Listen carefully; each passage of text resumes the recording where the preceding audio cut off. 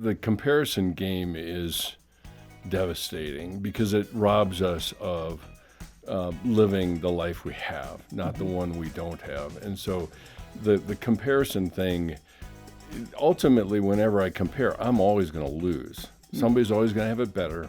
Somebody's always going to be doing it better.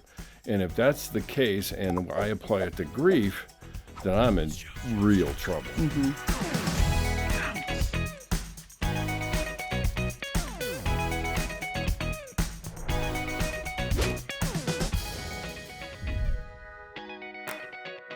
Well, friends, Happy New Year. As I already said at the top of the show, we are squarely into 2025, and what better time to talk about grief. So I'm going to introduce you to our culture segment guest today. His name is Dr. Ray Mitsch, and he is the author of The Seasons of Our Grief, Embracing the Journey. And you're probably like, well, hey, what's up with that? Or many of you are probably like, oh, I'm so grateful for this because we just came through a holiday season. It is probably one of the more grief-filled seasons in our calendar year when people maybe get hit by grief in a number of different ways. You may have celebrated Christmas without a family member there. You may have anticipated something. You may have walked through some kind of a sickness or some kind of a loss in another sense. And so this is a great opportunity as we look to a new year to process what we have walked through, even some of the things that maybe we don't know about yet, because again, we have to have good truths around this and understand what God's role is in the process. And so, Ray, welcome to the Boundless Show. It's my pleasure. Thanks for inviting me. Well, this is so great for us. Now, you are a professor of psychology at Colorado Christian University. You are a licensed professional counselor. You've been practicing for, let's just say, a while. Yeah. You look young. You don't look like an oldster. Okay, you're seasoned. You're well. My beard ages quicker than I do. There you go. So you're an expert in this. You actually, I'm really curious about this. You actually, it says you founded a nonprofit called Stained Glass International, which is actually squarely targeted toward Gen Z. Yeah, it's right in your demographic, Caring for sure. Probably because your connection with college students and all the stuff that you're learning from them. So you guys, he has a real heart for you. We talk mostly here to you 20 and 30 somethings, the college student, the young professional. And so anyway, so he's legit. He has his PhD in counseling psychology. And again, we're going to be talking about the book that he wrote titled The Seasons of Our Grief. And so I want to start out, Ray, with a little bit of your own story, because you have now walked with a personal injury for what is decades at this point. For sure. And I think that's so interesting because immediately when we think of grief, I think especially a lot of younger adults think of someone dying. Yeah. But there are a lot of griefs that we have to process and walk through. So talk a little bit about where your life was kind of turned upside down as a result of this. Yeah. I was minding my own business and on my roof, and I stepped on the ladder, and me and the concrete met. And I had a head injury and a broken femur. And that all got patched up relatively easily, but I was left with pain, my head pain. And it's not a headache. A lot of people say, well, it's a headache. No, it's not a headache. It's like somebody put a ice pick in your ear and swirls it around in there. And so I bounced from doctor to doctor. I lost my job. I really didn't have much of a job at the time, and found it difficult just to try to find my footing. And I was tired. I was tired of getting poked with needles and everything else. And I really just gave up. I gave up, and then a friend found a doctor that works with pain management, and I actually am, my students like to call me a cyborg because I actually have a pacemaker for pain in my head. Wow. And that has made me functional, essentially. And so then it's trying to rebuild. So the seasons I talk about, I have walked through, and I'm in the midst of it. I've had, losses within the last, 5-6 years now. One just last March, and I get to watch what I wrote, which is really inconvenient. Yeah. But I think there's a lot of that, like I put in my bio, I kind of got ambushed by God in the midst of my pain. And that's where a lot of my learning ends up coming from, is that. And so it's captured, I think, in the book as well, and the characters. So. And it's like all of a sudden you're like, oh, C.S. Lewis said pain is God's megaphone, and now I'm walking that out. And none of us go, the one thing I need in my life is more pain or more grief. We're not searching for it, but it is something that comes to us all. We're going to experience, as a result of a broken world, a sinful world, we're going to experience loss and pain and hardship. And so what I think is really interesting, and the reason you have titled the book, The Seasons of Our Grief, is we are prone to think that grief is a linear process of just, I need to get through this. I need to white knuckle it. I need to, surely, this too will pass. And so we're just hopeful that every day is better and better until finally we're like, cool, it's done. We're good. Let's just pack it away and be done. But you're saying that that is not the case at all. And so I would love for you to, let's talk a little bit about these seasons, because again, we don't want grief or loss or pain to hit us like the flu. I often use that analogy of just like, I'm just waiting for life to happen to me. Anytime we can have some intentionality toward it, it's good. But when you're talking about seasons, give us an understanding of what you mean. Yeah, the prevailing knowledge is still based on Kubler-Ross's stages, and that's what tempts us into linearity. We say, well, I got through the denial stage, check. Let's move on to the next one. And the longer I've been in counseling, the longer I've seen my own process, it runs in cycles. And I have looked at and read all of the material out there on grief, and probably the one that is most grounded in our development as humans is one that is built on tasks. So like winter, you have certain things to accomplish. Like in winter, your work is to accept the reality of what's happened. But each season has a different tool. You don't use the same tools. I'm not going to use my snowblower to get the leaves off my lawn. And so it doesn't, our temptation in thinking linearly makes it time limited instead of how we experience it throughout our lives. And, I think Kubler-Ross made the comment about we live purposeless lives because we really don't think we're ever going to die. And so grappling with death and grief is grappling with life. And that's probably one of the first things my students end up finding out. It's like, I thought this was going to be the most depressing class I've ever had. And it's like, no, we're talking about life here. And if I can have some measure of depth about that, then I can invest in what I got right now. So it starts with winter where everything's dead, literally and figuratively. And then it moves into spring where our feelings awake and we start to feel things. It's like, I want to be back in winter. And then beyond spring, then summer. And now we get a rhythm and we think life's getting back to normal, but then we get hijacked now and again by stuff from the winter. And here in Colorado, spring's not safe. We get 34 inches of snow in April. That's just wrong. But yeah, once we get beyond summer, we move into fall. And fall is when all the colors come back. And so many people I've talked to who are grieving and go through this process and are willing to just lean into it, they're saying the color is coming back into my life. That's fall. But we all know what's coming next. And then anniversaries and winter and so on and so forth. So it creates a sense, I think, and that's why I kind of grit my teeth when people talk stages, because it creates this expectation that, well, I get through them all, I'm done, right? And it's like, well, no.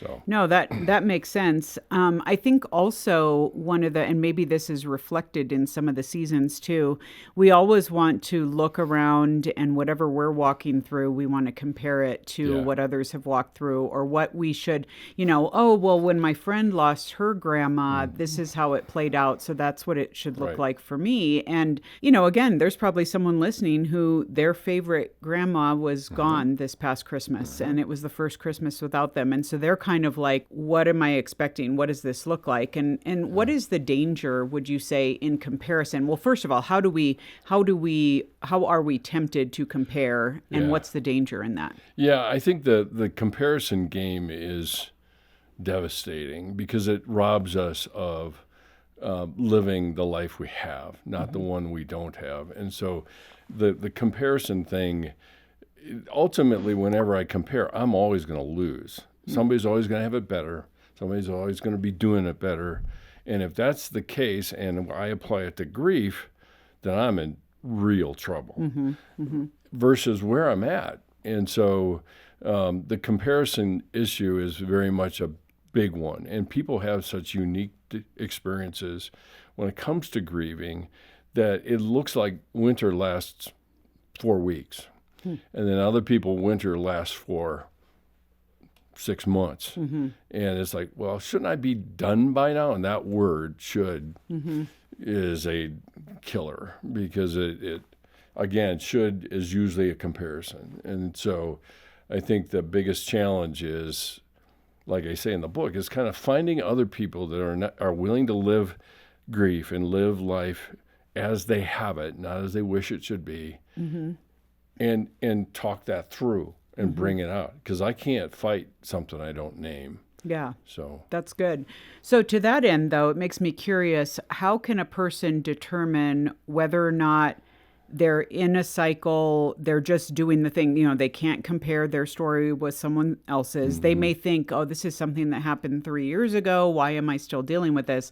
What's the difference between that, something just being revisited, and something truly being debilitating where they might actually need to get some help beyond where they are? I mean, it's come to the point where they might actually be losing out on some life because of this. yeah, and so much of that is in psychology we refer to as pre-morbid. It's so much of that is what you bring with you into the loss. And so if I struggle with depression before, then I'm probably going to have it even more so. Okay. Which means I better find some help. I need to talk to somebody about it. See, winter ends up being very comforting because everything is quiet and I'm numb and I don't feel a lot and I'm good. And then we get to spring and everything wakes up. And so then like depression or anxiety seems to go into overdrive. And when it gets to that point where it's dominating all of our days and the language is language of grief, but it's still anxiety and depression, then I need to see somebody. On the other hand, there's a lot of times that I spend talking to people where I spend all of my time, and I've said this so many times, I spend all my time normalizing the experience. It's like, no, that's a normal thing. So there's waxes and wanings of depression or discouragement or whatever. Yeah. And then there's not. Right. And that's grief. And unfortunately today we've pathologized grief. Right. Right. And that really gets in the way. Yeah. And it's interesting because I think, again, we think of grief as a solitary pursuit, like something that, oh, well, I'm, where I referenced white knuckling it. Yeah. I'm just no one has experienced this like I have. We don't necessarily reach out to others. But I think it can be tricky because, Ray, I'd love for you to talk a little bit about it. It seems like either well-meaning people will offer platitudes that are just not helpful in grief. Comes to mind when someone loses a loved one. Well, now heaven has an angel. I mean, some things are just not even true. Some things are true, but maybe not helpful. Other things are just not even true. Right. But this idea of there are either platitudes or this idea that if we just wait it out, kind of which is almost a platitude, the time will heal all wounds. Right. What would you say, where do you see some of those most egregiously, and what is a better way for a friend or a family member to walk with someone towards any season of grief, quite frankly? Sure, yeah. No, I think, well, Christians aren't unique, but we have more ammunition for our platitudes. Right. And I call them ghost sentences. It sounds like it's helpful, but the person who's grieving, I mean, think about Job. Job's friends, unfortunately, a lot of us Christians are like his friends, and we're looking for an explanation for the disasters that has befallen him. And so I think to walk through is to live with that in the person and not try to correct. All of grief is about connection. It is not about correction. And when we start to correct it and say, like you said, they're in a better place. For somebody who's grieving, like where I've been, it's like, I don't care. I don't care. There is a hole in my heart that will never be filled. Now what? So there's that, and then the time heals all wounds. That again, my head explodes because time does nothing other than either it passes or I do something with the time and make it count for healing and be a part of it. There's a huge paradox in grief because we want to run from it, and the way to get through it is to lean into it. And everything in us is screaming to go the other direction. So true, because my dad passed away of cancer, and I remember during that time, you could tell some people were very reluctant to talk to me about my dad. They thought if I don't say anything, maybe I don't want to bring up something bad. I don't. But actually sharing memories of my dad and laughing about funny things my dad said and reminiscing was so helpful for me. So I had to tell people, no, do tell that story about my dad, or I don't want to act like he was never here. It felt like it was almost dishonoring of him to act like he was no longer, or that he had never been around. And so that is so helpful. But even getting back to Job's story, I think sometimes it's helpful just to be that person who's going to be present. Maybe you don't have to have a bunch of words. I don't know if there's wisdom in that, but there is. I mean, apparently there are Mitchisms at CCU. And one of them is people desire our presence more than they desire our profundity. And that's what that is. Is be present with me. Because Job's friends weren't. They created distance by all the stuff that they wanted to say. Right. And we get really uncomfortable with Job stamping his feet and demanding an audience and everything else. It's like, that's what grief does. And you see C.S. Lewis's story.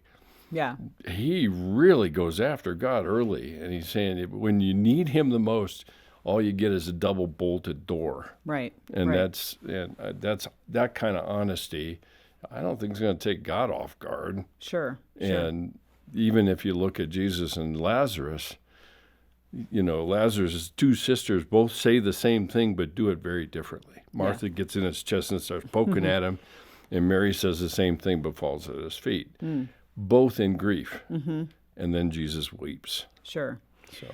Well, I think one of the other challenges, or one of the other traps we can easily fall into, is this idea of kind of analysis paralysis, getting into all the what ifs. Well, would this have happened? What if I'd done this differently? What if I'd engaged in this way? What if I had, taken XYZ medication or researched more or whatever? Or I remember, again, thinking of my dad. I was determined I was going to juice him out of cancer, and I've read a few books. I'd heard that it had worked for some people, and I'm like, I bought the Champion juicer. I went after it. I'm like, this will be, and I'm naturally, I know you're shocked to hear this, Dr. Ray, but I am naturally a control freak. No. So I know, shocking. It's shocking. It's shocking. But I was just like, here, I'm going to do the things. And it was me just saying, I really don't trust God with this. Right. So I need to step in and do this. But where would you say, how can we get blindsided by the what ifs and get caught in that? Yeah, I think it happens most in spring.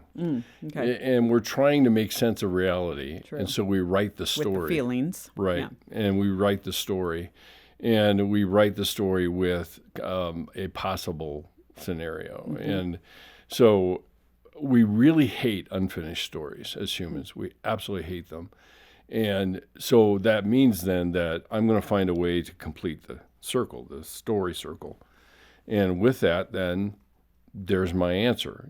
If I had, then they wouldn't have. Mm-hmm. And so those kinds of things goes to your point. It's like I've got to control the ending outcome here. And the way that I do that is I reframe it so that it's back on me, because then I know who to blame. Mm-hmm. Then I know who to go after. Mm. Can't go after the person who's died, which ultimately sooner or later we're going to do. Mm-hmm. And that, my dad died when I was 12. It took me 10 years. I did all the wrong things. And I finally got around to saying, I am really ticked that you left. Mm-hmm. Well, congratulations. You just are now grieving. Mm-hmm. And that's what it takes, I think. And so we get so afraid of our anger that we're going to say something wrong that we cease to be human. Sure. I know one of my things that I had to walk through, because I also, not too long ago, my mom passed away, and she had dementia, older, and I'm the youngest of 6 kids, so both my parents were older, but her last 3 months, she was in a memory care facility, and her kind of downhill slide was pretty fast, just a few days, and we knew it was coming. But I'd been with her that whole evening, so I went home to sleep and got the call at 5 a.m. that she had passed away. And immediately my what if was, I should have been there. I should have been holding her hand, singing hymns, praying for her, and all of that. Mm-hmm. And one of my dear friends said one of the most helpful things to me, and she said, Lisa, the one person who needed to be there was there, and that's Jesus. Yeah. And again, I think it's helpful for us to put, whatever season we're in, to put our heads around God, who can do all the things, quote unquote, fix anything, if there's anything we're doing wrong, anything we feel like it, it's just like he holds it, and it can't, the blame, I blamed myself for a couple months probably for not being in the right place and not doing the right thing. So I think that is so helpful. Yeah. Well, I would love for you, Dr. Mitsch, to kind of in our last minute or so here, there might be people listening who don't even know that they're grieving. Yeah. Maybe they've stuffed something, they haven't acknowledged, they thought they, quote, got over something, whatever. What does it look like to enter intentionally into this process and maybe ask the right questions? What should a person be aware of as they may be experiencing grief or may need to bring something up that hasn't been addressed? Yeah, I think probably the one thing that comes to mind is that there's usually situations, like in a movie, that I have an abundant reaction to that's way out of proportion, and that's usually a telltale that there's a well that I've capped, and it's pushing, and I start feeling it. So a lot of times that's, even the productive part of grief is that you move into it. You watch a movie. Well, we say, well, that's sad. Well, no, but it lets the wound weep, if you will, and that's all part of the growth. So I think situations that would remind us, and then being ambushed by emotions that don't make sense, and just talking to people and suddenly getting choked up, and it's like, what's up with that? And see, I think generally people don't ask that question. Right. They say, oh, this is inconvenient, or they apologize for their tears. It's like, what's going on with that? Or they'll say, oh, I'm just an emotional person, there you or go. they're going to make something up, That's to right. explain it. So, or other people will say, you're really an emotional person. Right. Now I'm mad because now you just told me, no, don't tell me what I'm feeling. It goes to sad to mad. Yeah. Right. Exactly. Right. So, well, such great insights here. And folks, I want you to know the book again that we've been talking about is The Seasons of Our Grief. I've been talking to Dr. Ray Mitsch. So, Dr. Mitsch, thanks again for being a guest. It's been my pleasure.